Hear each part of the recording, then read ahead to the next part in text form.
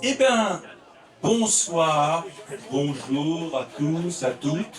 Bonjour Marc Villard, Hello, bienvenue. Bienvenue à Vence. Alors on va rentrer tout de suite dans le gras, parce que en fait tu es un écrivain sans fioriture, sans atermoiement. Tu as un itinéraire original parce que tu as commencé, ce qui est très rare chez un auteur de polar, par la poésie. Tu étais un lecteur jadis de Paul Éluard, tu étais un lecteur de René Char, ensuite tu as été fanat de la génération, Ferlinghetti, Ginsberg, Kaufmann, etc. Et brusquement, il y a eu une bascule vers le roman policier. Qu'est-ce qui s'est passé? Ce qui s'est passé, c'est qu'en fait, j'étais un lecteur de romans policiers depuis l'âge de 13 ans. J'avais découvert la série noire, les vieilles séries noires cartonnées. Et parallèlement à ça, j'ai commencé à écrire, influencé justement par les poètes américains. Mais ça ne m'empêchait pas de lire chez moi, pour plaisir, la série noire. Et effectivement, quand j'ai décidé de bifurquer de la poésie à la fiction, j'ai choisi de m'orienter vers le noir que je connaissais bien en tant que lecteur. Pas mal dit, non? C'est pas mal fait. Ouais. C'est un bon incipit, comme on dit chez des savants. Mais en même temps, quand même, tu avais une activité, parce qu'on sait que les poètes et les écrivains ne gagnent pas leur vie naturellement. Tu étais graphiste. Oui, c'est vrai. Tu étais graphiste. Et en même temps, tu écris extrêmement vif, court, concis.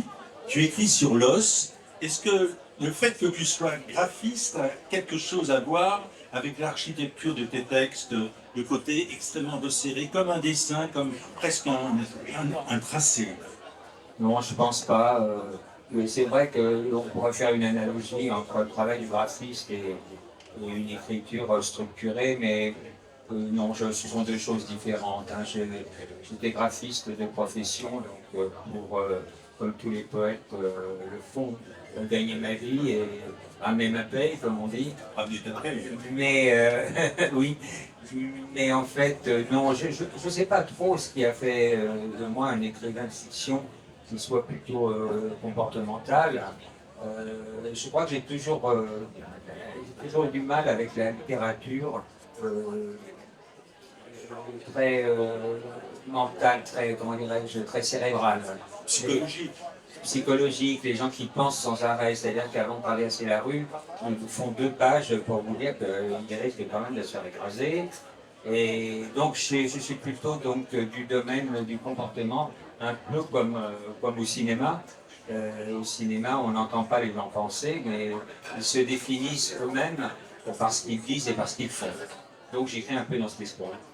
Oui, c'est vrai, quand on rentre dans des bouquets, on est immédiatement dans l'action, on est immédiatement, il n'y a pas d'atermoiement, il n'y a pas de la marquise sortie à 15 heures, on est même dans le dialogue, on est sur le vif.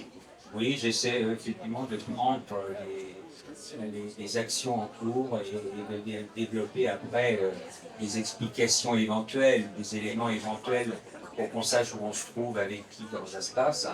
Donc j'aime pas trop les livres qui commencent par 20 pages pour nous mettre dans l'esprit que ça se passe à tel endroit, avec un récap sur la vie de la famille. Enfin, bref. Je suis plus dans cet esprit, d'ailleurs un nouvelliste qui attaque directement sans tergiverser l'histoire. Et ton univers est essentiellement urbain, citadin. Enfin, je dis urbain au sens de la ville, parce que souvent, tes personnages ne sont pas toujours très, très urbains. Et tout ce qui est un petit peu rural, on dirait que la chlorophylle te rend un peu malade. Sorti des périphériques, tu te sens pas bien dans ta peau. Oui, j'ai vécu, je vis toujours à Paris, même si maintenant j'ai une maison en Provence, mais j'étais très marqué par la ville, par tout le côté souterrain des villes.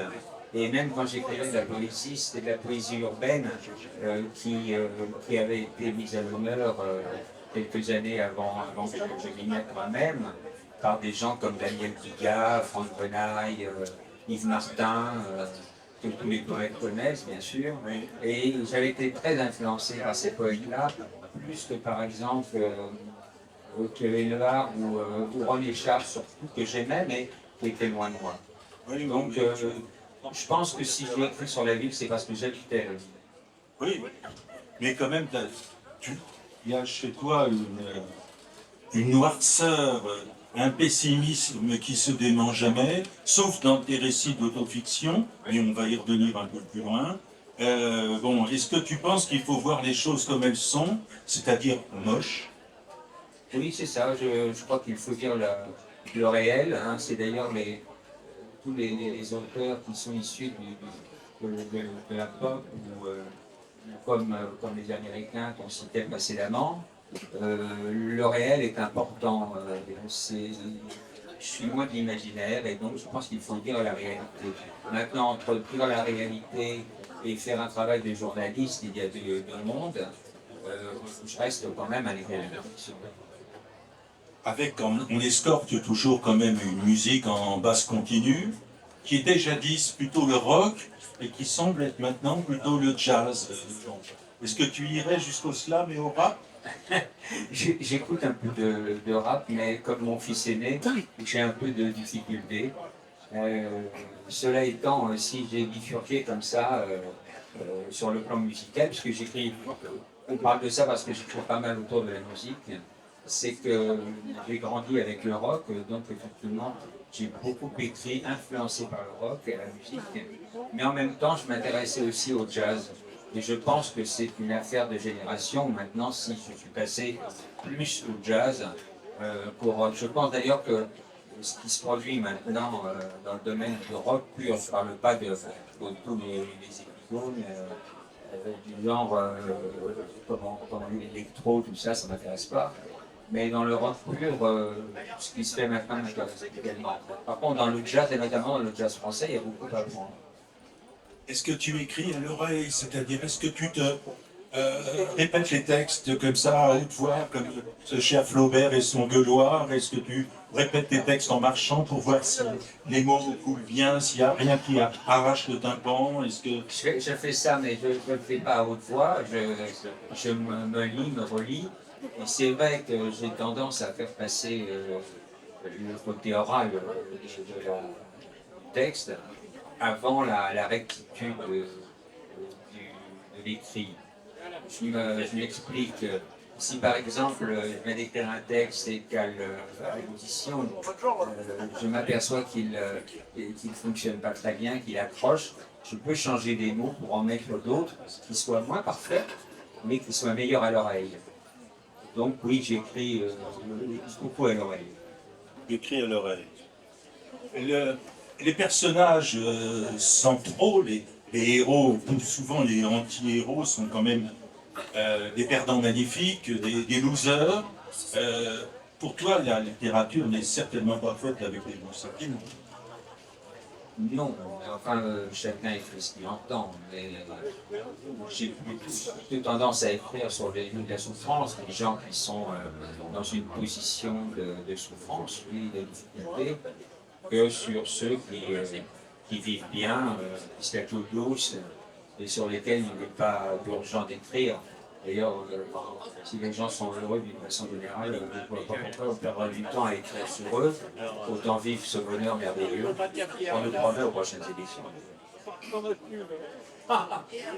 Mais il semble aussi quand même que l'actualité, le fait divers, la lecture du journal soit très prégnante dans tes écrits, parce que bon, la drogue, les migrants, la prostitution, etc., sont quand même les éléments essentiels de tes novellas, de tes narrations. Très récemment, bon, j'ai vu passer des Afghans, des Syriens. Bon, tu es quand même en prise directe avec l'actualité. Oui, oui, tout à fait. Je fais comme tout le monde. Hein. Je lis les journaux, je regarde la télé, je vois des gens, surtout qu'à Paris, il y a une place tournante de toutes les ethnies, de toutes les races. Donc, tout ce qui se passe au ras du bitume, me dessine, m'interpelle, comme disent les gens, et, et je m'en sers, oui, effectivement, dans mon travail. Ça s'explique aussi parce que j'écris dans le domaine noir, que ce soit des nouvelles ou des romans, et que le domaine noir se nourrit beaucoup des brèves du Parisien, par exemple, ou même des journaux de province. Et autour de ça, on a tendance à bâtir des histoires qui ne sont pas des copier-coller de ces rêves, mais qui s'en repaissent, qui s'en repaissent pas, qui s'en nourrissent. Voilà. Qui s'en nourrissent. Mais bon, on se connaît depuis longtemps, Marc, et moi je sais par exemple que tu as horreur de voyager, que tu ne prends pas l'avion, que tu as une certaine angoisse vis-à-vis de tout déplacement, et pourtant tu nous emmènes dans le Bronx, tu nous emmènes au fin fond de la Syrie, de l'Oural, de République bananière, etc. Comment fais-tu pour travailler de manière sédentaire? Tu as des cartes d'état-major, tu as un GPS portatif, comment fais-tu? J'ai un peu de tout, mais j'ai pas de GPS portatif. Cela dit, c'est pas mal, un GPS portatif. Non, effectivement, je bouge assez peu puisque je prends pas l'avion. Et j'ai tendance à me nourrir de lecture, de films, de musique. Et écrire sur un endroit où on n'en a jamais été, c'est pas très compliqué, mais il ne faut pas rentrer dans les détails. Une fois, je me souviens, j'avais écrit sur la ville de Hambourg, c'était un texte sur les Beatles. Et j'avais jamais mis les pieds à Hambourg, et en fait, j'avais pas trompé dans le nom des rues, par exemple, mais l'esprit n'était pas là. L'esprit de Hambourg n'était pas dans mon texte, je l'ai su plus tard. Mais sinon, on peut écrire, oui, un peu partout. Faut pas essayer de jouer sa caisse et de donner trop de détails. Mais si on s'intéresse à des guerres, à des résidences dans tel ou tel endroit de Madame Militier, on a toujours le moyen effectivement de le faire. Mais il ne faut pas se substituer à un journaliste qui connaîtrait parfaitement l'endroit. J'ai jamais trop de problème pour me déplacer comme ça. Et puis pour ce qui concerne les anglo-saxons, l'Amérique, j'ai été. J'ai grandi tellement sous la domination de la culture US, que ce soit la musique, la littérature, la poésie, etc. En fait, même tous les films, il suffit de regarder les films de Schwarzenegger à la télé, on finit par être très familier de ces villes et notamment de New York. Et écrire sur New York, par exemple, est très compliqué pour un Français. Bon, maintenant, je fais plus ça. Je m'intéresse à d'autres choses, mais je les fais pendant une autre année. Les livres, en fait, sont assez éloignés du thriller, puisqu'on ne tourne pas les pages pour connaître le meurtrier, pour connaître l'intrigue, mais ce sont des livres d'atmosphère, des livres de climat, avec une langue poétique très fouillée, avec des syncopes, avec des ellipses, avec des homophonies, bon, avec un humour décalé dans des livres d'autofiction dont on parlera en fin d'entretien. Mais ce que j'ai remarqué, par exemple, c'est qu'il n'y a pas de héros récurrent chez toi. Il n'y a pas de... Bon, à chaque fois, tu prends un personnage dans l'actualité ou dans ta vie personnelle, à qui tu fais son affaire, mais tu n'installes pas une ambiance polar. C'est vrai. J'ai eu un héros récurrent, je l'ai dit, qui intervient dans 3 ou 4 romans. Qui est un éducateur de rue à Barbès. J'ai beaucoup écrit sur le quartier Barbès à Paris, j'ai vécu à côté, j'ai traversé grand en large. J'ai toujours été intéressé par la fiction que Barbès produisait. Il n'y a pas besoin de se prendre la tête, il suffit de se baisser pour passer des expositions à Barbès. Et donc j'avais inventé un éducateur de rue qui travaillait sur ce quartier. Mais dans l'ensemble, oui, je ne suis pas du tout, je suis pas dans le groupe d'écrivains qui choisissent un personnage de policier, par exemple, et qui vont tirer ce personnage pendant 30 ans avec ses aventures, en le faisant vieillir, etc. De la vie, il y a des gens qui le font très bien dans ce domaine-là, mais c'est pas mon truc. Oui. Mais tu as une générosité aussi que n'ont pas toujours les auteurs de polar. C'est-à-dire, tu travailles à quatre mains avec des graphistes et surtout tu as fait pas mal de livres en ping-pong avec un autre écrivain noir, Jean-Bernard Couy. Tu as fait un certain nombre de livres. Et comment ça se passe? Vous faites du sampling, vous lancez des chapitres les uns avec les autres, vous lancez des défis. Comment se passe une écriture à quatre mains dans le domaine du noir? Avec Jean-Bernard Couy, c'est assez exceptionnel. Hein, oui, c'est exceptionnel. Avec Jean-Bernard Couy, nous avons écrit des livres ensemble, et particulièrement des livres de nouvelles. Donc, on a essayé le sampling, nous, par exemple. Donc, chacun écrivait une nouvelle et l'autre devait la réécrire, un peu comme ça s'est fait dans le rap américain, qui réutilisait des morceaux, des fragments de morceaux, du Rhythm and Blues, par exemple. Et donc, chacun réécrivait les textes de l'autre. Alors là, on sort un peu du domaine noir parce qu'on n'est pas loin de l'humour, presque. Voilà. Et puis. C'est un hommage à Pérex. Oui, oui. Et puis sinon, on a échangé nos thèmes aussi, c'est très difficile. On écrivait nos thèmes préférés sur un papier chacun et on se les échangeait. Donc, j'ai dû écrire sur les thèmes du pays qui est plutôt branché sur la Bretagne, les vaches, enfin des thèmes qui ne sont pas vraiment les miens. Pas les thèmes, mais les sujets plutôt. Et je ne sais plus ce que je vais faire. Ah oui, j'avais écrit aussi toute une suite de nouvelles et j'avais pas envie de doubler, le texte pour pouvoir arriver à avoir un livre conséquent. Donc j'ai refilé tout ça à Jean-Bernard et il a écrit des nouvelles entre chacune des miennes. Ça fait un espèce de continuum, un fil rouge. C'est pour notre satisfaction personnelle. Ils se sont vendus à l'époque. C'était chez Riol. Oui, oui. Mais c'est des livres vraiment où la forme est souvent plus importante que le fond, parce qu'il y a vraiment des élégances, des douceurs de style qui ravissent l'œil. J'adore ça, moi personnellement qui ne suis pas vraiment et même pas du tout un lecteur de romans policiers. La transition arrive puisque nous arrivons à ce que j'annonçais déjà depuis un certain temps, c'est-à-dire, petite parenthèse, Pigalle que Marc évoque, demain il y aura la projection du film Neige à la Villa Gombrowicz à 17h, un film qui date des années 80 et que tu avais scénarisé et dialogué, je crois. Donc il sera présenté demain, à côté, on en parlera davantage. Non, je voulais revenir aux livres d'autofiction que j'ai dévorés de bout en bout, qui sont publiés à la Talente et qui portent des titres merveilleux. Elles sont folles de mon corps, j'aurais voulu être un type bien, bonjour, je suis votre nouvel ami, Souffrir à Saint-Germain-des-Prés, et qui sont des livres où Marc met en scène, par exemple, son épouse ici présente, par exemple son environnement, son manger, ses douleurs, son hypocondrie, ses médecins, ses angoisses devant la vie. Et c'est écrit avec un humour, une dérision qu'on ne trouve pas d'ailleurs dans les novellas et dans les romans noirs. Et alors là, il y a presque un côté frégonie, mais tu changes de pôle dans ces livres. Oui, ça a commencé des drôles de façon.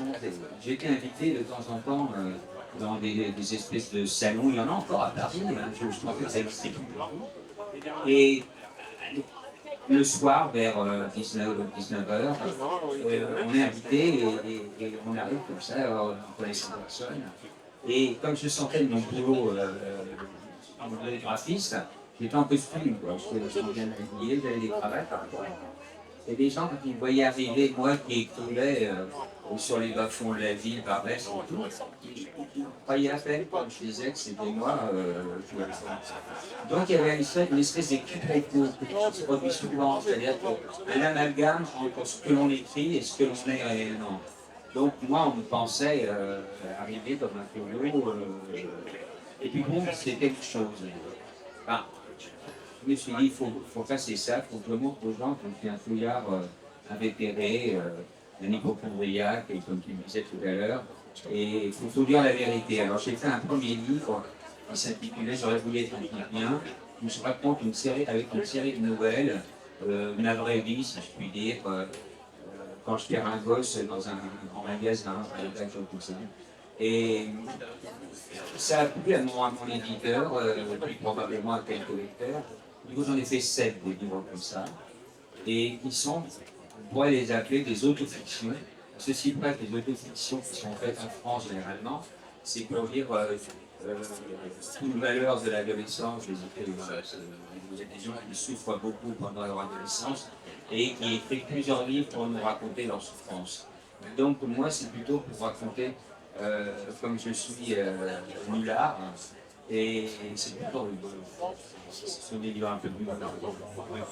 Mais c'est une reine que tu as abandonnée là. C'est temporaire ou tu veux y revenir bientôt? Je sais pas, de temps en temps, on me demande un texte. Alors, un jour, j'aurai l'occasion de faire un livre complet, oui, certainement. Mais je l'ai simplement, parce que déjà, écrire 7 livres uniquement en se ridiculisant de A jusqu'à Z, déjà est un peu parano, quoi. Pas parano, mais comment on dit. Bon, c'est pas parano. Schizo? Schizo, voilà, c'est ça. Je suis pas schizo, enfin bon, déjà dans les desserts, ça va. Mais je m'interdis rien, comme on dit en politique. L'actualité est toujours vraiment chevillée au corps. Est-ce que actuellement, par exemple, l'Ukraine ou la bande de Gaza t'inspirerait pour du texte? La bande à Gaza? Non, ça ne m'inspire pas vraiment, c'est trop sérieux pour moi, c'est trop loin, c'est trop lourd. Je pense que, oui, il y a des gens qui font du polar politique et qui font très bien ça, mais moi je n'ai pas suffisamment d'éléments, de renseignements. Ça ne m'intéresse pas vraiment. On est tellement sous l'emprise des médias pour tout ce qui concerne ces sujets graves, en fait, les guerres, que je ne vois pas trop comment je pourrais travailler dans cet esprit. Non, là, franchement, non. C'est non. La réponse est non. La réponse est non. La réponse est non. Parmi tes totems, parmi tes auteurs privilégiés, est-ce que tu vénères les grands classiques, Horace McCoy, Dashiell Hammett, Chandler, etc. Ou alors est-ce que tu as quelques petits chouchous plus rares que tu couves et que tu préserves d'une certaine notoriété? Oui, il y a des gens de la série noire que je me suis intéressé à une époque, comme Deakin, Whittington, des gens comme ça, mais je ne les connaissais pas. Oui, justement. Oui, mais avec le temps, quand j'écrivais de la poésie, en fait, j'étais très curieux des poètes inconnus, oui, des gens qu'on découvrait un texte par-ci par-là dans une revue. Et je me suis vraiment très intéressé à ça. Dans le domaine du noir, il y a une telle exposition, une telle visibilité du noir, que ce soit le noir ou le polar, d'ailleurs, c'est la même chose à peu près, que déjà tout le monde est. On se connaît tous. C'est rare de trouver des pépites sur la terre. Oui. Il y a une fraternité dans le domaine du noir, dans le petit cercle polar. Moi, j'étais quelquefois dans des salons noirs et j'étais vraiment surpris par l'empathie, la générosité, l'accueil que l'on ne trouve pas nécessairement dans les autres littératures. Est-ce que vraiment le cercle noir, c'est une fratrie, c'est presque une secte? Il y a quelque chose de très très différent avec les autres littératures. Aujourd'hui. Oui, il y a une facilité de contact dans les salles comme celui-ci, par exemple. On déjeune ensemble, on sympathise facilement, on fait des collectifs. Il n'y a pas de prétention. On sait très bien que de toute façon, aucun d'entre nous ne terminera à l'Académie française. Quoique, il y a eu quelques petites candidatures autour du noir. Et quant au prix Nobel, je crois qu'on n'est pas en liste. Donc, il y a une simplicité, oui, je pense. On ne fait pas la course en tête. Je vais terminer sur une question un petit peu d'humeur. Est-ce que, avec ce qui nous arrive, avec l'environnement, les élections, la mort de Françoise Hardy, les difficultés pécuniaires, le gouffre abyssal de la Sécu. Est-ce que ton ton, dans ton écriture actuellement, tu le sens plus badin, plus espiègle, plus dégagé, ou au contraire, est-ce que tu forcerais la noirceur? Non, je ne tiens pas trop compte de l'ambiance générale dans laquelle on vit. Oui, effectivement, il y a tout ça, et surtout la mort de François Hardy. Oui. Mais non, je ne vois pas pourquoi ça m'influencerait dans mon ton. Je pense qu'il faut avoir un peu de personnalité et on écrit surtout pour soi, hein, quand même, souvent. Est-ce que le noir est une couleur? Pour terminer là. Je trouve, oui, il y a beaucoup de gens qui s'expriment uniquement par le noir. Oui, en dehors de l'homme de Rodez. Alors, là, est-ce que surtout le noir a une morale? Oui, Ah, ça, c'est la question. oui, il y a toujours une morale, B. il y a toujours une morale dans la littérature, quelle qu'elle soit, mais sur les morales individuelles, on ne se plie pas à une morale collective. Là, hein, je ne laisse pas faire. Là, il obtient la moyenne sur la copie bac. Bon, bah écoutez, merci à tous. C'est sympa d'être venu comme ça le matin, j'avance. Marc n'est pas loin. Si vous avez des questions qui vous viennent à l'esprit, il n'est pas loin cet après-midi.